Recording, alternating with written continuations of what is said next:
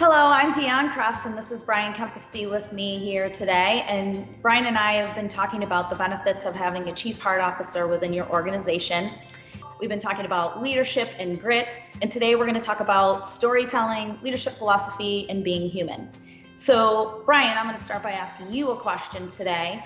Why you often talk about storytelling and encouraging people at PortX, the team at PortX, to tell their stories. Why do you feel that telling stories is so impactful in business development and just personal connection? Well, in our business and developing our business and developing, those people at PortX, it's just more fun. Like when you tell a story, the person on the other end can relate. So if that's me talking to somebody on our operations team and I tell them, a personal story of how I had something similar happen to me or something that was bad that we had to overcome, it just makes it way more relatable. So, from a management perspective, it's just easier to relate to the people, and it's way more fun to have that experience and interaction, I think, for both parties. Yeah.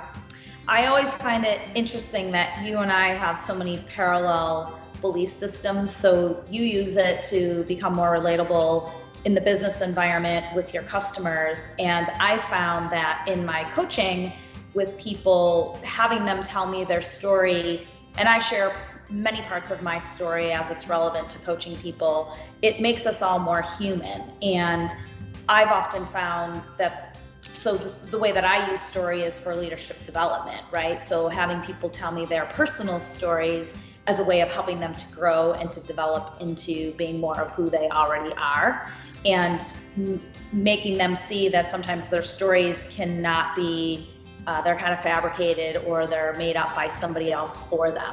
Yeah, I have so many great stories from customers, vendors, employees. Like those are the things that you remember 20 years later are those crazy stories and being true humans. And who are our best customers?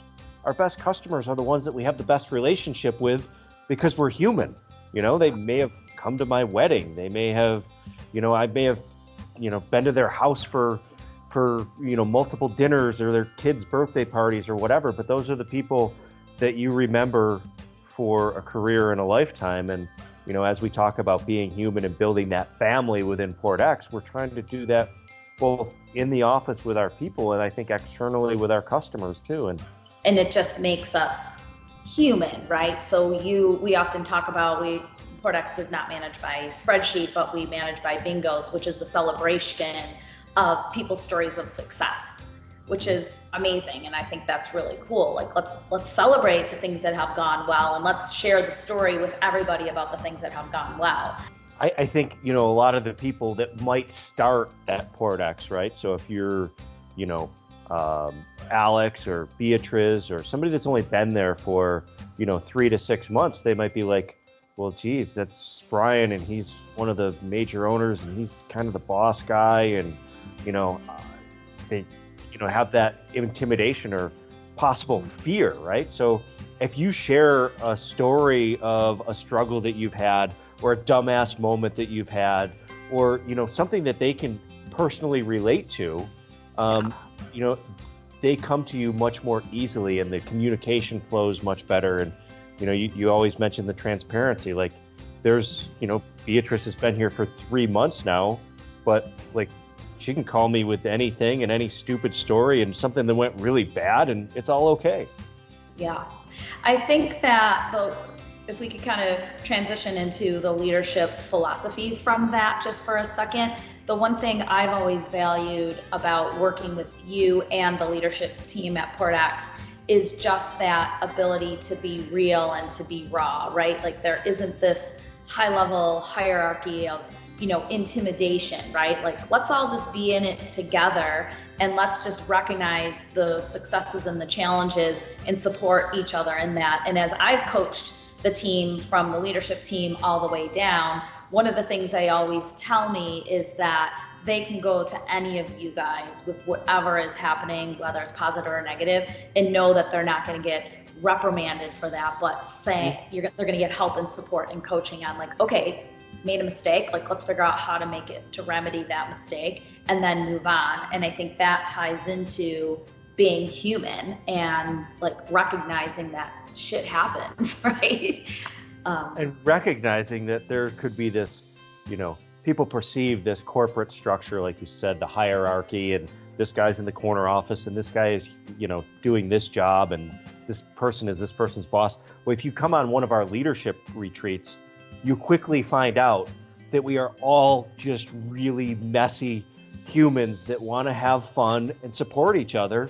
And then it becomes more of a kinship than it does a hierarchy. And one of the things I love about the culture at PortX and being able to work with the team there is that it's like, just tell me who you are, right? Like, let's just help you to be the best human that you can be.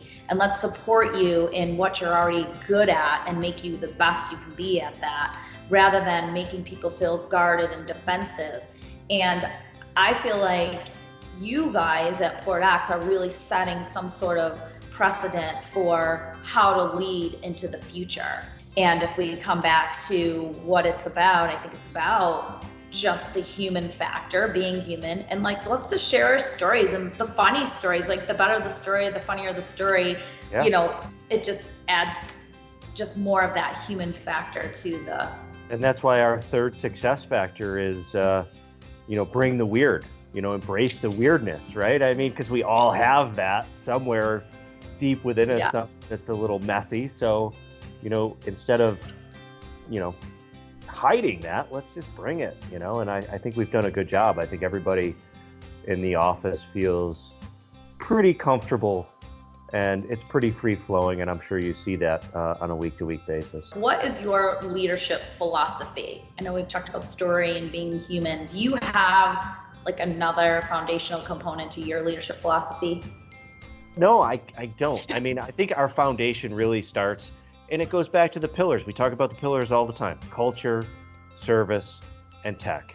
And we can talk about culture a lot, and it's super important, and being human and embracing the weird and telling the stories is all really important. But we are also somewhat serious about our business too. We talk about our bingos, and that is the most important thing to me, is those accolades that we keep piling up from the clients, and all the other stuff that we do with the culture and the tech helps us get those bingos. So,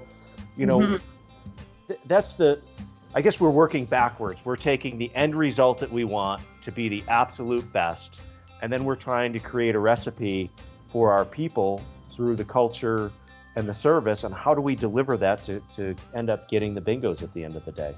Well, I shared with you before we started this call that even though I'm leadership development coach and guide for you guys, what transpires, because I think people are allowed to be human, is people have gotten really personal this week in particular. I'm not sure why, and I don't know if it's a deeper level of trust, the length of time that I've been with PortX, but just sharing some of those deeper, darker parts of being human, right? And just needing to talk about some of those things to heal and to move on to the next level of being human. And I've appreciated each person that has shared that story with me, because it relieves the stress and it relieves that tension of needing to hold and to question and to wonder who you are, and just gives them permission to say, all right, we've all got like different parts of the story of our lives, and it doesn't have to define us, right? Like those deeper, darker pieces of what's happened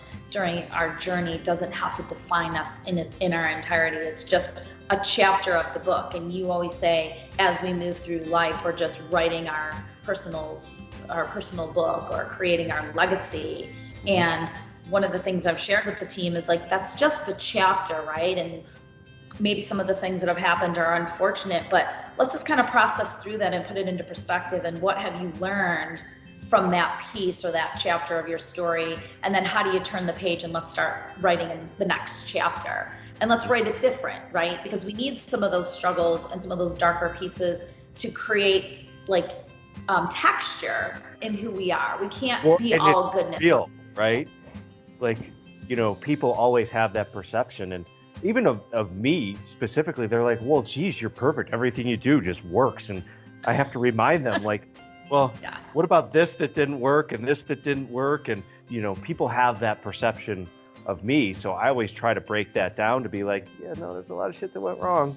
And that just makes them realize that I'm more human, and then we can have a better relationship and a better open conversation because they're not trying to be perfect anymore. Right.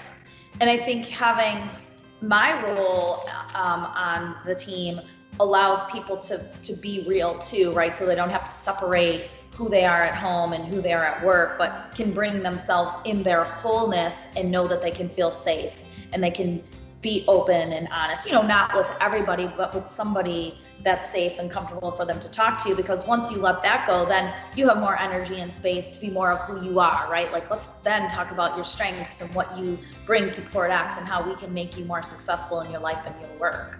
No, I just think the stories just make it more fun. And, we're in this, whether it be 8 hours to 12 hours a day, so we are family. We do need to be human. And let's have a little fun and bring some weirdness to it, because nobody wants to go and sit there and dread being there and be uncomfortable. So, part of the way that we treat our people is just like, I want to have fun. And I know that our leadership team wants to have fun, and we still want to collect the bingos at the end of the day. So, let's just do our thing and be humans and create this family atmosphere and deliver some kick-ass service that nobody else can beat. Love it. So thank you, Brian, for another great conversation about having a chief heart officer on staff, leadership philosophy, leading the people, allowing them to be human. We are going to continue to have these chats, Brian and I, every week, so stay tuned, and hopefully we can help you to develop the culture within your organization and develop your people the same way we're developing the people at Port X and supporting each other as humans. Thank you, and have a great day.